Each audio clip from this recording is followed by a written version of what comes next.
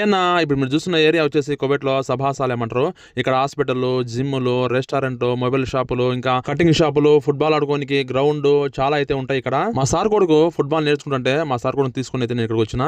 కాకపోతే ఇక్కడ ఏంటంటే కువైట్లకు మాత్రమే మనలాంటి వాళ్ళు డ్రైవర్లు కానీ ఇంకా వేరే పనిచేస్తున్న లేదు ఇక్కడ షాపింగ్ చేయలేరు, ఏమి కొనలేరు. కువైట్లో పార్కింగ్ అయితే ఎటువంటి ఇబ్బంది అయితే ఉండదు. చూడండి ఎంత పెద్ద గ్రౌండ్ అయితే ఉందో, ఇదంతా కారు పార్కింగ్ చేసుకోనికి. అలాగే పెద్ద పెద్ద అపార్ట్మెంట్ అయితే ఉన్నాయి చూడండి. సాయంత్రం 5 ఏంటంటే ఈ రోడ్ అయితే చాలా బిజీగా అయితే ఉంటది. క్యూ లైన్ లో అయితే ఉంటాయి కార్లు, ట్రాఫిక్ అయితే ఫుల్ జామ్ అయిపోతుంది. సొమ్మొకరిది సోకొకరిది అంటారు కదా.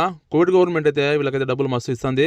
వీళ్ళైతే ఖర్చు పెట్టేస్తానే ఉంటారు. ఇవన్నీ కనబడేటన్ని షాపింగ్ మాల్స్ అన్ని కోవిడ్లకు మాత్రమే. వీటిల్లో ఒక నెల బయట పెట్టే ఖర్చు అయితే మన ఇండియాలో ఒక చిన్న కుటుంబం 3 నెలలు అయితే ఇంకా బతకచ్చు. సొమ్మొకరిది సోకొకరిది అంటారు కదా. గవర్నమెంట్ డబ్బులు ఇస్తుంది, వీళ్ళైతే ఇంకా ఖర్చు పెడతానే ఉంటారు. ఫుట్బాల్ గ్రౌండ్ చిన్నపిల్లలకు ట్రైనింగ్ అయితే ఇస్తారు. మా సార్ కూడా అయితే ఉన్నారు. బుడంకాల చిన్నపిల్లలు ఎంత బాగా అయితే ఉన్నారు. అదృష్టవంతులు ఏది పడుకున్న బంగారు తిన్నట్లు కోవిడ్ ప్రజలు అదృష్టవంతులు. ఎందుకంటే వాళ్ళు ఫుట్బాల్ నేర్చుకో లేకుంటే వేరే గేమ్ ఏది నేర్చుకున్నా కూడా గవర్నమెంట్ వీళ్ళకు డబ్బులు అయితే ఇంకా కడుతుంది. అందుకే కోవిడ్ లో ప్రతి ఒక్కరు ఏదో ఒక గేమ్ అయితే ఆడుతానే ఉంటారు, పోతానే ఉంటారు. ఈ డబ్బులు ఖర్చు పెట్టి గవర్నమెంట్ వీళ్ళకి ట్రైనింగ్ ఇప్పిస్తుంటే వీళ్ళు మాత్రం ఇంటర్నేషనల్ మ్యాచ్ లో పెద్దగా అయితే ప్రభావం చూపరు. పోతున్నామా ఆడుతున్నామా వచ్చినామా అంతవరకే. ముగ్గురు పిల్లలు ఉన్నారు. ఒకరు వచ్చేసి వాలీబాల్, ఇద్దరు వచ్చేసి ఫుట్బాల్ అయితే ఆడతారు. మా సార్ వాలీబాల్ కెప్టెన్. ప్లీజ్